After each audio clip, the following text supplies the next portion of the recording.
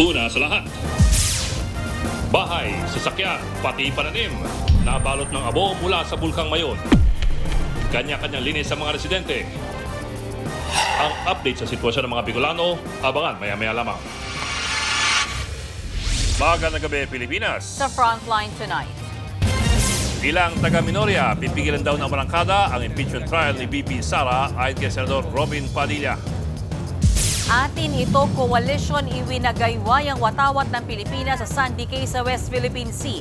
China, kinundin na yan. Kung mag-one-on-one seleksyon bilang presidente sina VP Sara Duterte at Senator Raffy Tulfo, tabla raw ang laban base po sa Pulse Asia Survey. At sa pabaang pampagod na, panoorin ang level up na pamimitas ng mangga.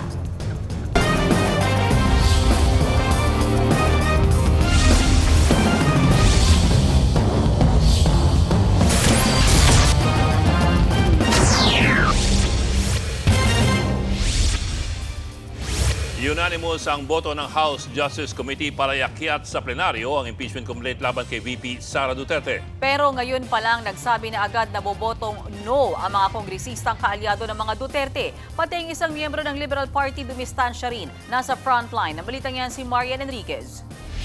Let it be placed on the record that 55 out of 55 Justice members physically present manifested their support to the approval of the committee report, to the attached resolution setting forth the articles of impeachment as amended.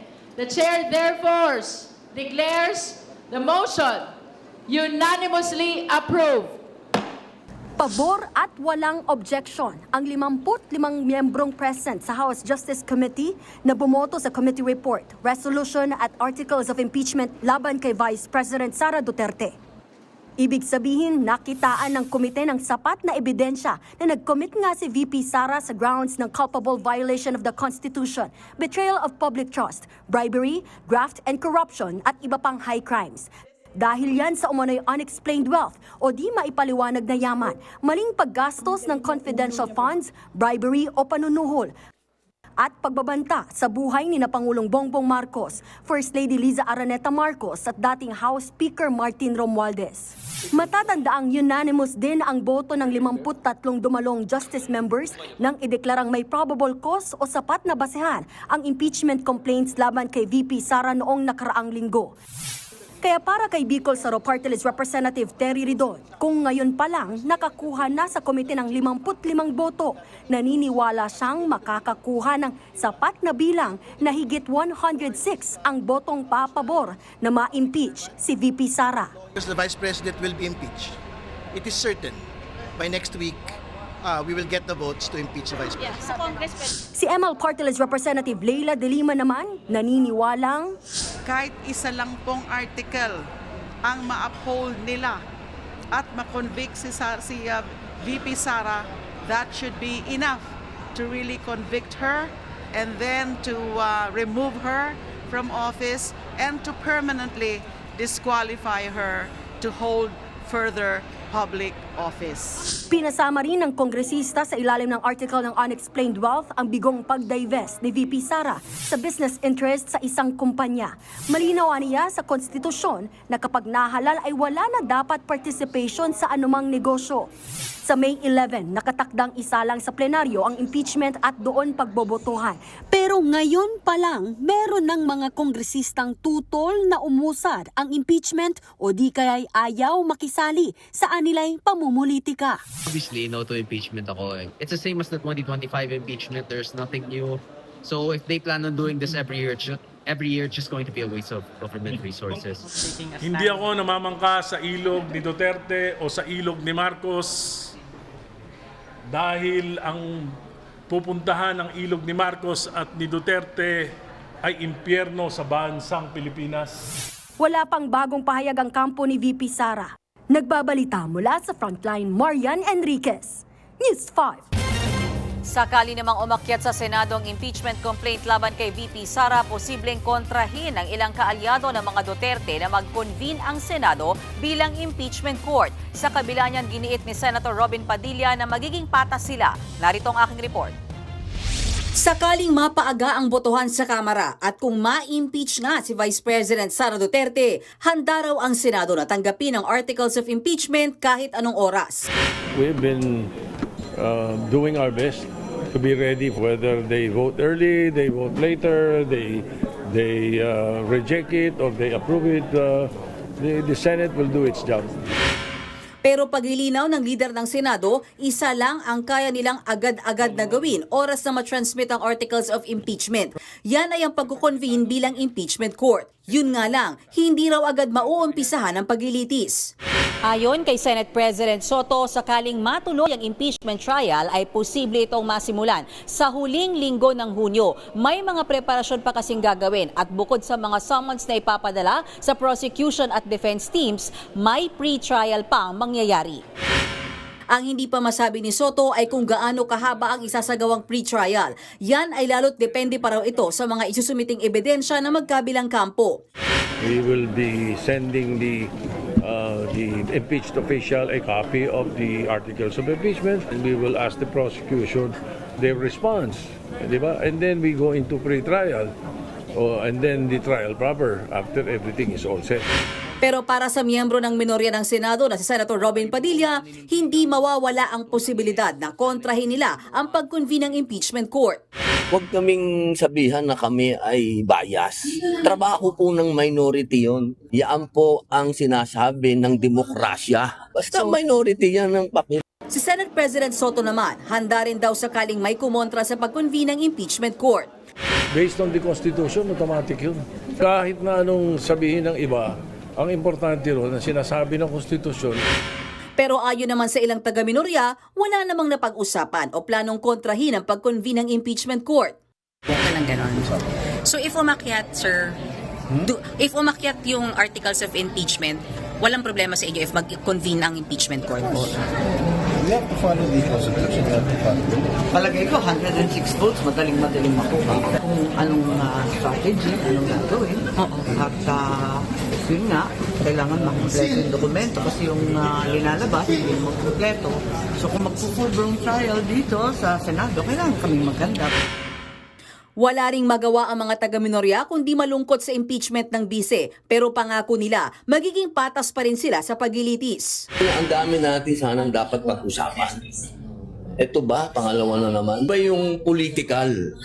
Iba yung political, iba yung hope. Ayon naman kay Senate Minority Leader Alan Cayetano, magtatakda sila ng meeting sa minorya para mapag-usapan ng posibleng impeachment trial. Nangunguna pa rin sa pinakabagong 2028 Presidential Preference Survey ng Pulse Asia si VP Sara Duterte. Pero maliit lamang ang agwat sa kanya ni Naga City Mayor Leni Robredo. Sa survey ng kinomisyon ni Senator Mig Zubiri at sinagawa mula February 27 hanggang March 2, 51% ng respondents ang boboto raw para kay Duterte. Pero hindi kalayuan sa kanya si Robredo na merong 43%. Ang tanong sa survey, kung ang mga nasa listahan lamang ang kakandidato sa pagkapangulo, sino ang iyong iboboto?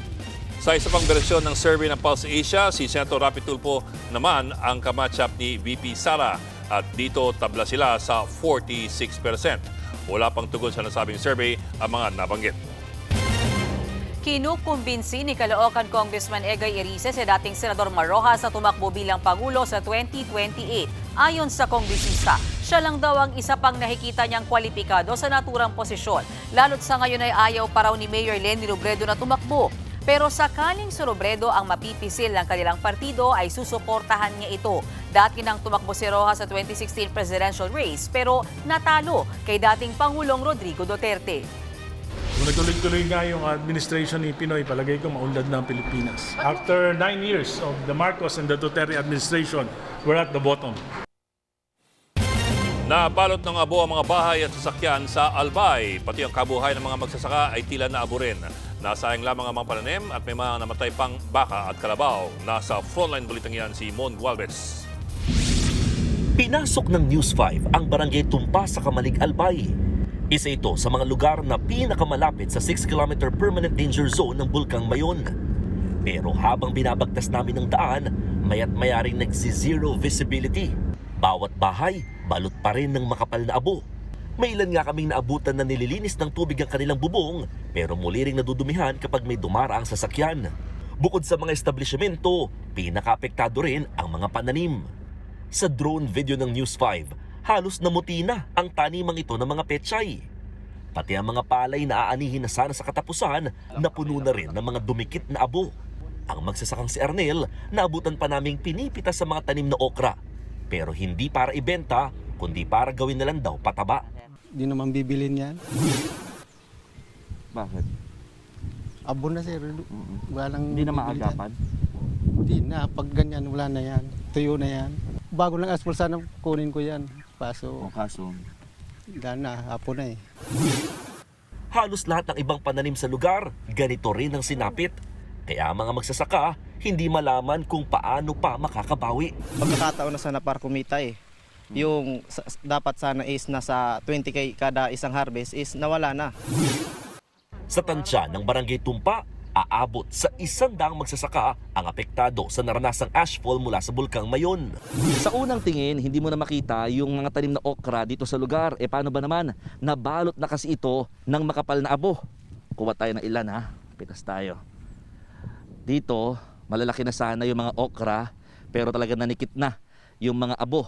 Kahit hugasan, hindi na daw mapakinabangan, lalo't tila nasunog na ito dahil sa abo. Isa sa naiisip na solusyon dito ng lokal na pamahalaan, magpatupad ng Cash for Work program para matulungan ang mga apektadong magsasaka kasabay ng paglilinis. Hindi pwedeng 1, 2, 3 araw lang linisin. Habang may dumadaan na kalsada, sasakyan, talagang sumasabay sa hangin ang alikabok. Then kung mula naman, medyo delikado din sa mga sasakyan, lalo na sa mga motor, at madulas ito. Kaya kailangan po ito matanggal. Sa katabing bayan na Ginubatan, tila kinumutan na ng abo ang halos buong bahagi ng bayan. Pati na mga puno sa paanan ng bundok, nagkulay abo na rin sa tindi ng ashfall. Kaliwat kanan pa rin ang paglilinis sa lugar. Tulungan na nga sa flushing ang mga fire truck mula sa mga bayan, lungsod at probinsya sa Bicol. Ang problema, malaking hamon pala ang supply ng tubig sa Ginubatan tuwing tag-init. Yung source baga namin, puro nasa spring din. Hindi naman kami nag-ano ng mga water treatment. Magde-develop din po ang LGU ng other sources, water sources para ma-augment yung shortage po ng tubig po. Siyempre yung mga fire hydrant namin, doon kukuha yung mga fire truck natin sa mga constituents kasi siyempre nagrereklamo ng mahina. Kahapon, pinuntahan ni Albay Governor Noel Rosal ang barangay ng Meisi sa bayan ng Daraga. Dito kasi nakita ang makapal na volcanic deposits na galing sa pyroclastic density current o uson. Mahigit 100 metro raw ang lalim nito. Pangamba ng provincial government, malapit na ito sa extended danger zone sa lugar. Kaya binabalak nila, ilikas ang mga residente sa kalapit na barangay kahit wala pa sa alert level 4 ang bulkan. That's in the boundary of the 6 kilometers permanent danger zone. Pero maraming nagtatanim doon. Pag hindi natin ito na agapan, hindi natin ito bilang aksyon, delikado na sa next lahar flow, baka bumaba pa ito. Nagbabalita mula sa frontline, Mon Gualvez, News 5. Susunod, atin ito coalition at mayor ng Kalayaan, Palawan, bumuelta sa panghihimasok ng China sa paglalayag ng atin to coalition at pagtatanim ng watawat ng Pilipinas sa Sandy Cay. At 2 low pressure area binabantayan ng Pag-asa. Magbabalik pa ang Frontline Tonight.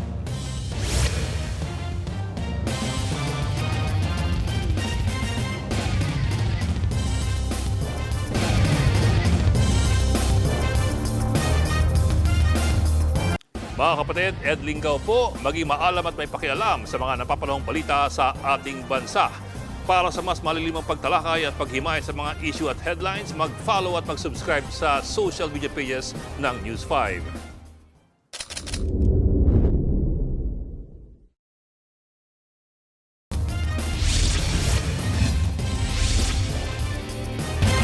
Winagayway ng atin ito coalition ng watawat ng Pilipinas sa Sandy Cay sa West Philippine Sea. Pero hindi yan nagustuhan ng China. Nasa frontline na balitang yan si Mobile Journal Arlos de los Santos. Kahit may mga umaaligid na Chinese vessels, matagumpay na nakapagtanim ng watawat ng Pilipinas ang Atenito Coalition sa Sandy Cay 2 sa West Philippine Sea. Bahagi ito ng matagumpay na ika-4 na civilian mission ng grupo sa Pag-asa Island na sakop ng Bayan ng Kalayaan sa Palawan. Para sa grupo, isa itong mapayapa pero matapang na simbolo ng kanilang pagtutol sa pag-angkin at panghihimasok ng China sa teritoryo at soberanya ng Pilipinas. Ang Armed Forces of the Philippines pinuri ang pagwagayway ng ating watawat sa Sandy Cay 2 na simbolo raw ng Filipino spirit. Pero binira agad yan ng Chinese Embassy na inaangkin naman ang Sandy Cay. Paglabag daw yan sa kanilang soberanya. Sagot naman dyan ng atin ito coalition. Klaro sa atin na kung tayo mission accomplished, ang China mission failed. Sila po ata ang hindi nagwagi na takutin tayo. Kahit ilang beses po nila tayong sinado, ilang Coast Guard vessel. Kahit ang mayor ng Kalayaan nanindigang atin ang Pag-asa Island. Hindi sa panaginip, sa iniisip, hindi po pumasok sa isipan namin na i-give up ito. Mayroon tayong soberanya dito. Mayroon tayong effective occupation. Matagal na. Bukod sa pagtatanim ng watawat, nag-jet ski rin sa West Philippine Sea si Akbayan Congresswoman Dada Kiram Ismula.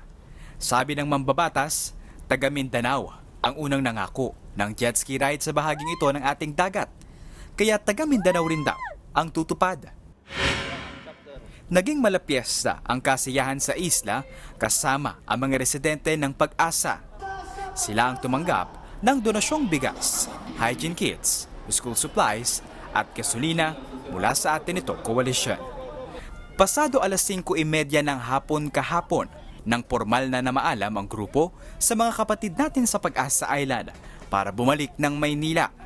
Baon nila ang panibagong lakas at inspirasyon para ituloy ang laban para sa soberanya ng Pilipinas.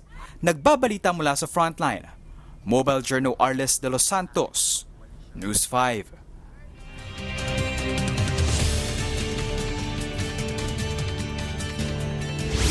Dalawang sama ng panahon ang nabuo sa paligid ng bansa. Ang isang low pressure area ay higit 1,000 kilometro ang layo sa silangan ng northeastern Mindanao.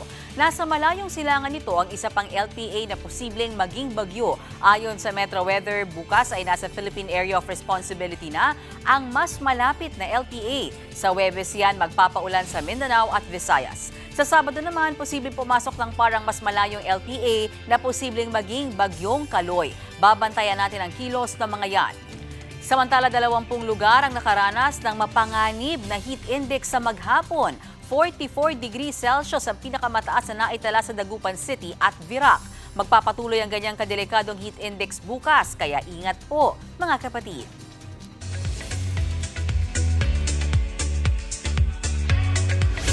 Showbiz tonight na tayo. Iniintriga na naman ang Yulo family dahil absent sa house blessing ng magkakapatid na gymnast ang kanilang parents. Sa pinost ni two-time Olympic gold medalist Carlos Yulo, magkakasama sila ng kapatid na sina Eldrew at Eliza. Kasama rin nila ang partner ni Kaloy na si Chloe San Jose. Pero wale ang parents ng magkakapatid. Lalo pang naintriga ang netizens na sa caption ni Kaloy na inilarawan ang house blessing bilang new beginning ng mga kapatid. Una nang nagkalamat sina Kaloy at ang kanyang ina na si Angelica noong kasagsagan ng 2024 Olympics. Ang viral na high-tech na pamimitas ng mangga ng mag-asawa. Tutok lang mga kapatid dito sa Frontline Tonight.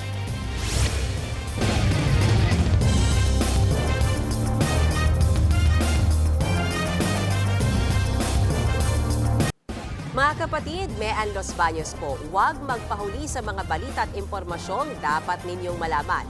Para sa mas malawak na balitaan at diskusyon, mag-follow at mag-subscribe na sa social media pages ng News 5.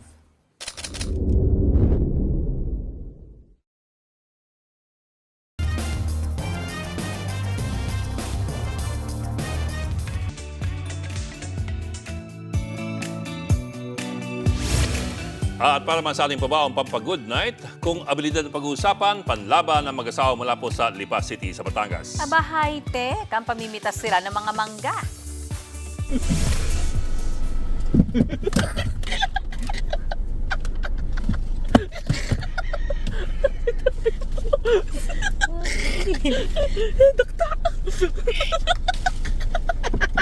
Sunroof na sasakyan ang panlaban ng mag-asawa para hindi halata sa pamimitas.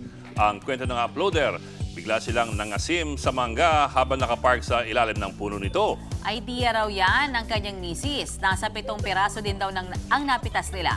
Nagpaalam naman daw sila sa may-ari pagkatapos niya. Season of mangga talaga. Actually. Nagpaalam sa may-ari pagkatapos. Kasi, wow. Dahil kung bago, baka hindi pumayag. Yung tipong dumidigay-digay na sila at saka lang sila nagpaalam. Sinusunan sa bagong. Oo, yun. Nangamoy na yung bago. Ayun, alas 11 na.